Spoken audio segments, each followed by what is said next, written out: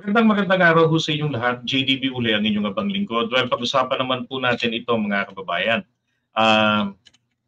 Ito pong pag-amyenda sa saligang batas, kailangan ayon po kay PBBM. And then, Kongreso at Senado nagkagulo dahil kay Aimee. Okay, so ngayon, dito naman, kita nyo naman ang nakalagay, di ba? The 1987 Constitution was not written for a globalized world. That is where we are now. Ito yung sinasabi ko sa inyo, na yun pong ating economic provisions, di ba, naririnig nyo lagi yan, bago pa yan sabihin ni PBBM.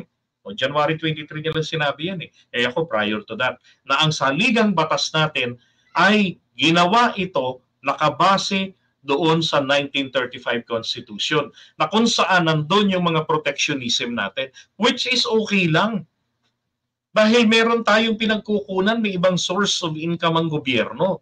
Pero sa ngayon, dahil nga po rito kina Cory Aquino, kina Boy Benta, nawalan tayo ng mga GOCC. Saan tayo kukuha ng source ng income natin na para panggastos ng gobyerno? Di ba? Sa pangungutang. O, anong gagawin natin?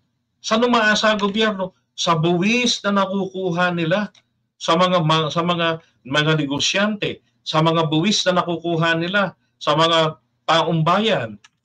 Di ba? So, kailangan natin para makapag-provide ng mas marami pang oportunidad at magaganda, pagamat naging 4% something na lamang ang unemployment rate, pero kailangan pa rin po natin magbigay ng mga mas magaganda pang oportunidad para maganda lalo ang kita ng mga kababayan natin. To the point na magkaroon man tayo ng zero unemployment rate, pwede pang mag-double job pag may bakanting oras pa. Di ba? Para mas lalong maganda ang kita ng mga mamamayan at gumanda ang antas ng pamumuhay, tumaas. Eh sinisikap nga niya ng punta ng ibang bansa, nakikipag-usap doon, pinopromote ang ating bayan. Tapos pag nakakuha ng mga negosyanteng mamumuhunan, hindi naman uubra yung mga batas natin dito para pumasa sa kanilang hinihingi. Hindi naman nila gustong magnakaw sa bayan natin, gusto lamang nilang maghanap buhay din, magnegosyo at makatutulong maibigay ang makakaragdagang trabaho na hindi kayang ibigay ngayon ng gobyerno dahil ng manahin sobrang dapang-dapa na magmula kay Cory Aquino pabagsak hanggang dumating dito kay Pangulong Duterte at ngayon kay Pangulong Marcos. 'Di ba? So anong gagawin natin? Yung pinakamadali rito pagbigyan natin kung ano yung kanilang kahilingan. And after all, hindi naman mawawala yan rito. Kung gusto nilang magmay-ari ng lote, ng lupain, pagbigyan na natin. Bagamat ayaw ng presidente yun, pagbigyan na natin. Pero maglagay lamang tayo ng limitasyon na hindi nyo pwede itong ibenta sa iba at lalong hindi nyo po pwedeng ipamana. Pag-aalis kayo rito, magdadivest kayo, ibenta nyo sa gobyerno ng Pilipinas mismo. Diba? Dapat ganun. Iiwan nyo yung lote rito, yung lupa. O, na pre-provide sa inyo para makapagnegosyo. O, pwede naman ganun eh. Kesa yung mag 60-40 tayo. Kung ako man ang negosyante, putya, ba't ako magtitiwala sa mga Pilipino? 60% kanila. Natural sa sosyohan. Kung sino majority, sila ang may control. Paano ngayon kung budulin lang ako ng mga to? Diba? Akala ko, hindi lang ako nalagasan, kaming lahat, pero hindi pala. Pinagpartihan lang pala nila puhunan ko. Tama lang naman yung gusto ng mga dayuhang mga ngalakal na magkaroon sila ng pagkakataon na 100 namang porsyento ng pagmamay-ari ng kanilang negosyong dadalhin dito. Diba? Ang hirap bang intindihin yun? Ngayon, nagkakagulo itong mga senador, itong mga kongresista. Ito sabi ni ni Zubiri na inatake na rin ng nervyos. Sa kabila ng maaga pa, sumang-ayon na nga si Martin Romualdez sa kanya na voting separately. Bagamat ang sinasabi po ng saligang batas ay maliwanag sa Article 17, Section 3. Ito po ay as a whole, as a one. Ito pong pag sinabing Congress, Senate at saka ang House of Representatives voting jointly 2/3 votes to call for constitutional convention. Di ba? Tapos kung hindi nila makuha ang 2/3 votes na to, mauuwi po na ang majority vote po o yung majority vote lamang na makuha nila, dadalhin naman po ito rito sa taong bayan para itanong, gusto nyo ba na mag-amyenda ng saligang batas? Diba? Pag 2/3 votes, sila lang ang magdidesisyon. Tapos pag magdidesisyon sila sa mga dapat pagdebatihan ng mga issues sa economic provisions, sige, sabi ni Martin, magdesisyon kayo dyan, 2/3 votes ninyo. Magdebate kayo separately, kami, ganon din dito. And then pag tugmain na lang nila, parang bycam yung mangyayari sa mga differences nila sa mga versions. Tapos bigla-bigla nagbago isip, bakit kaya? Ay, isang naalala ko lamang dito, si Aimee, nagsasabi ito na duda siya na baka siksikan o haluan ng kung ano-ano. Yun ho pala, kung ano-anong tinutukoy niya, baka burahin sila. Baka sa People's Initiative, maging tanong sa taong bayan, gusto niyo ba na magbago tayo ng anyo ng gobyerno? Baka mag-yes ang mga Pilipino sa parliamentary system na unitary. Nako, takot silang mawalan ng trabaho. Di ba? Kung gusto niyo talagang magsakripisyo, magsilbi sa bayan, na kanya itong inyong pagtatrabaho bilang mga senador ay sakripisyo para sa kapakanan ng taong bayan, pati yung maglaho kayo sa Senado, isakripisyo nyo na rin para sa taong bayan. Sumugal naman tayo para sa taong bayan. Sumugal na ang taong bayan sa inyo. Di ba? Proven. Wala kayong nagagawa pa. Hindi life-changing. Ang tagal na nating may senador. O baka pag wala tayong senador, gumanda buhay ng mga Pilipino. Baka pagka-parliamentary system tayo, di ba? Mas gumanda buhay ng mga Pilipino. Gumanda yung pagninegosyo rito, pagpapatupad ng batas. O, anak ng baka. Pero sabi rito ni the Senate still maintains that this People's Initiative in its current form and how the signatures are being collected is flawed and unconstitutional. Totoo yun. Sapagkat may mga gago na mga kongresista na sobrang sip-sip kay Speaker o kaya naman talagang gustong sabutahiin ang People's Initiative, gumawa ng ganyang kabalbalan. Namimigay ng pera, di ba? Paayuda, and then nagsasabi na ito pong People's Initiative ay para sa pagpapatuloy ng AICS at saka ng tupad. Mali na yun. Dapat po yung mga tao na yan ay maparusahan, pero hindi ho po pwede na yan ay maging dahilan para hindi matuloy ang pagkakataon na makapag-update ang mamamayan ng saligang batas. Pagkatapos ng isyong to, hindi natuloy, sabihin nila kung ano yung problema sa ating constitution. Di ba? Plastic rin Ito mga senador natin Sabi niya, we have warned about a possible constitutional crisis and tried to avoid it. Ang constitutional crisis dahil din sa pagkagahama ng mga senador. Ayaw po nila ang voting jointly. Again, sinasabi roon sa Article 17, Section 13, jointly talaga, voting jointly. Ang sinasabi doon sa kanila na Congress ang term na binabanggit. Binibigyan nila ng iba pang interpretasyon. Ang sabi ng legal Latin maxim, hindi ko lang tanda sa English o sa Tagalog, kapag malinaw ang titik ng batas, hindi mo kailangan ng interpretation. Diba? Pag in-interpret nyo kasi, magiging lalabas dito kung ano yung gusto nyong palitawin. Kaya kapag malinaw, walang interpretation, sumunod na kayo. Kaso yung mga matitigas ang ulo ng mga to Sabi pa, but unfortunately, it seems that this is slowly happening. We hope this crisis will be averted soon.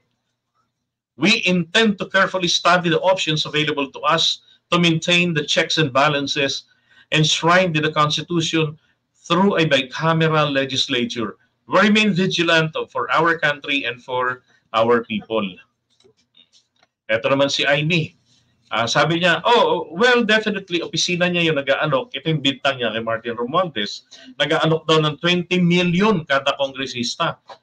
Definitely, nanggaling sa kanila yung very attenuated timeline na July 9 tapos na ang lahat at ibibigay na ng buong buo itong economic provisions, etc. Sabi naman ni Martin, well, that's baseless. Siguro, kausapin niyo na lang siya. nagmamarites siguro, o chismosa ka raw, Amy. Nakikinig sa mga marites. Ayun, malamang kay Maharlika. Diba? Tsaka kay Mr. Sasso. Oh, I'd like her to prove it. And you know, she has the proper means and ways. She can go to whatever court or the COMELEC to prove it. Tama, di ba? And then this coming Tuesday, ito pong si Amy, meron pong investigation tungkol dito sa Senado. Di maganda yan. Di ba? Alamin nyo kung sino-sino yung mga sangkot at maparusahan. Ay, nako. Hindi yung taong bayan ang napipinsala dahil sa inyong kaparaningan. Pilit ng pangungunyapit ninyo sa posisyon dyan sa Senado. Ito naman si Robin Padilla and then si Jinggoy. Sabi ni Jinggoy, I'm not opposed or I am not opposing to revisiting the provisions of our charter, especially if the proponents are only bent to amending economic provisions that are considered obsolete. But to ram cha-cha down to our throat is something that I will stand against. Ang tanong nga, anong pruweba ninyo na may ganyang hakbang na charter change na galawin ang economic provision? Kaharap lang naman ni Jinggoy ang kasalukuyan pong proponent niyan si Robin Padilla. O sabi naman ni Robin, ako ay para sa constitutional change. Sumusuporta ako sa 3 mode ng cha-cha, CONCON, CONAS at PI. Ako ay laban sa Congress voting jointly. Dapat ay separately. Iyon ang problema rito. Pagka ang mga mambabatas ho natin, mga kababayan, talaga namang hindi ho nila maintindihan ang mismo pong nakasulat dito po sa ating saligang batas. Diba? Pakita ko muna naman sa inyo. Gusto ko lang maging media. Uy, nag-home dyan. Ito ho hold on one sec. Ito, yung sinasabi ko, Article 17, Amendments or Revisions, Section 3. Ang sinasabi po dito ay ganire. Ayan the Congress may binanggit ba dyan na upper and lower house? Wala. By a vote of 2/3 of all its members. Ibig sabihin po ng its members ng Congress. Ano pong Congress? Hindi po House of Representatives. Tanga lang nila na nag-iisip na pag sinabing Congress sa Constitution is the House of Representatives. Mali. Ang Congress po, tama si Ka Eric, ay yung upper at ang lower chamber po. Senado at Congress, mababang kapulungan. 2/3 votes to call for constitutional convention. Or kung hindi nila makuha po ang 2/3 votes, pero may majority votes, magbobotohan ng taong bayan doon sa tanong na tayo ba ay nananawagan o gusto na pinabubuksan ba natin na magkaroon tayo ng constitutional convention para sa pagbabago o pag-update ng ating constitution. Ano sinasabi ni Robin Padilla rito? Di ba? Sabi ko, magpili tayo ng maayos na kandidato na ating ihahalal. Dahil baka mamaya magka-wonderful tonight na naman tayo rito, anak ng baka. Di ba? Maliwanag lang naman Itong pag-aamyenda sa saligang batas, oo, yan ay kagustuhan po ng ating presidente. Bakit? Dapat sana po, di ba? Nire-respeto ninyo, tinatrabaho ninyo. At kung sino yung ibang mga gumagawa ng mali dyan, di ba? Hulihin, parusahan, tanggalin yung kongresista na yan. Ay Jesus Maria Josep, yung nangloloko ng paliwanag sa taong bayan. Kasi yung may bayad, ito yung ipinaliwanag na ito yung tamang people's initiative para dito, bla bla bla. Para pumirma ka, pumayag ka, ito para sa'yo. Yun po yung may bayad. Pero kung niloko ang taong bayan at pumirma sa pamamagitan ng mga paayuda, hindi po yan bayad. Yan po ay paliwanag na maliwanag na fraud. Okay? Panloloko yan, fraudulent po yung ginawa nila. And deserve nila na maparusahan ng ethics committees nila. Kung may kagagawan ay sa Kongreso, di yung ethics committee nila, parusahan sila, suspension, unli, o kaya naman tanggalin sa kanilang si Bongo. Tumira din, ito sila yung 24. Sabi ni Bongo, protect the Constitution. Mamaya, paano ko sa yung preamble, di mo alam. Protect the Senate as an institution. O di ba maliwanag? Trabaho. Protect the interest of the people. Protect democracy. Protect the will of the people. Eh kung the will of the people, yan mong tanungin kami. Sakyan na namin itong sa People's Initiative na originally for economic provisions lang. At dahil ang praning ang super atin ninyo, ipinagpipilitan yung paggalaw doon sa term limits, and dapat nga, again, naboljakin niya, si Robin Padilla, batukan niya, yan ang may panukalang batas na galawin ng term limits. Pero in fairness kay Robin, hindi po para maging applicable sa kasalukuyang nasa pamahalaan o kay BBM. Bagkus makalipas po ang kanyang termino.